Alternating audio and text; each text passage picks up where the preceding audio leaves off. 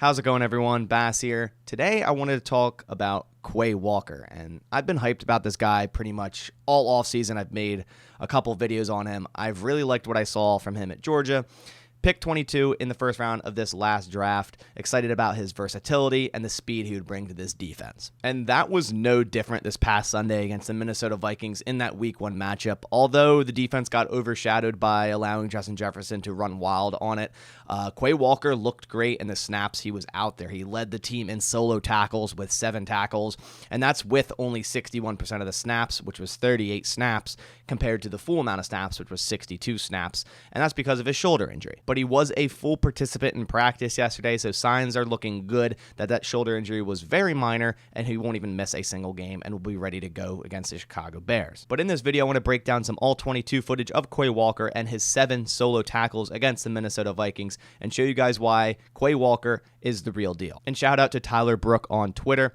These are where I got these clips from. All right, so let's bring up the screen. I'm going to let this play once through. See Quay Walker in the middle. Going to be a quick flat pass to the tight end here, and he breaks down on that wonderfully, making a nice tackle. So we see Quay Walker in the middle here. The Vikings are going to be running a run-pass option. It's going to be a fake handoff to Dalvin Cook. The tight end's going to come through here, and Quay Walker's going to do a great job at reading and reacting. So right here, he's still able to play the run because Kirk Cousins has the ball. He could hand it off to Dalvin Cook here. He still could do that. It's the moment he doesn't. Quay Walker's already bursting out to the left, and this is his guy. He's pretty much manned up on this flat at this point when the play comes back to the weak side here after that RPO.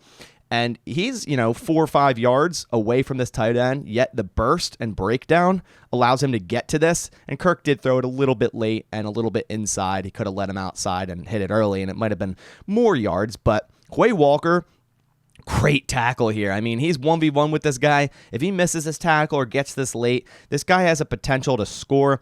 He does have 2 defenders up here, so really unlikely that he would score, but he would still gain maybe another, 5 to 7 yards if Quay Walker wasn't there or missed that tackle. Super impressive on this first play here. The read and react to see and diagnose that that's not a run, get back out in the flat on his assignment, and secure, a tackle after a gain of pretty much nothing. So in this play, super impressive. Quay Walker here playing zone. He's covering multiple things here, and I'm going to let that play once through. Really nice hit on KJ Osborne there. But if we go back to the beginning of the play, so Quay Walker's in a flat zone here, and we have the receiver at the top here going to be running a deep curl, and he's still in contention. Just stop that. So Kirk Cousins isn't going to fire this ball to this receiver on this deep stop here because Quay Walker, in theory, could get a hand on that. He could even jump up and intercept it if it's a low ball. So he does a good job at covering that while still staying shallow. And we see KJ Osborne coming across this crosser here.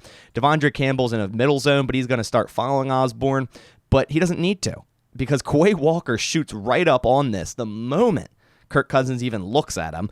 It starts to release the ball, and he delivers a nice hit here. I mean, that's a really nice hit. And again, the read and react of Quay Walker, his decision-making going from, covering this deep stop to breaking down, getting down to this crosser by KJ Osborne, and again, delivering a really nice hit and a gain of nothing after the catch. And we have a run play here. We see Quay Walker run to the weak side here.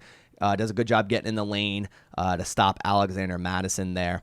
And does a good job shedding the block here by number 82, the tight end for the Vikings here.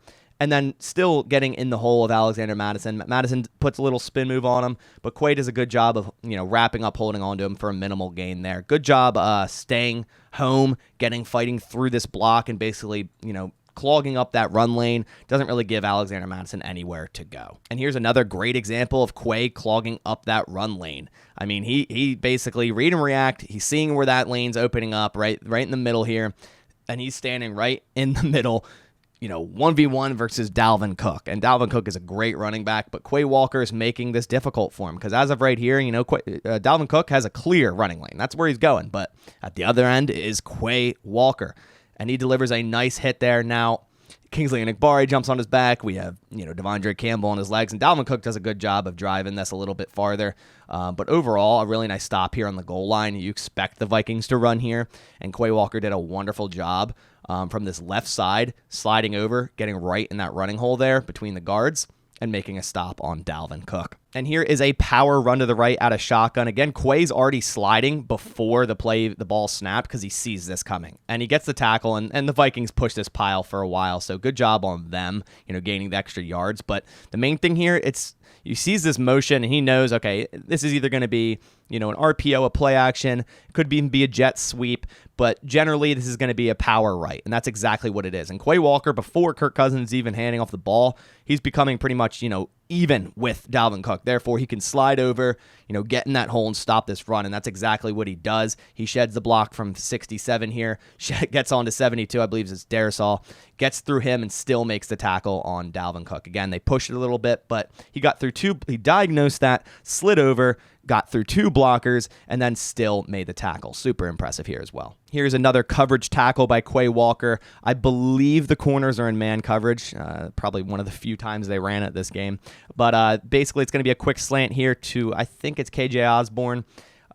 It looks like Jair was on the snap. Yeah, this is the one catch Jair let up. It was a quick slant to KJ Osborne.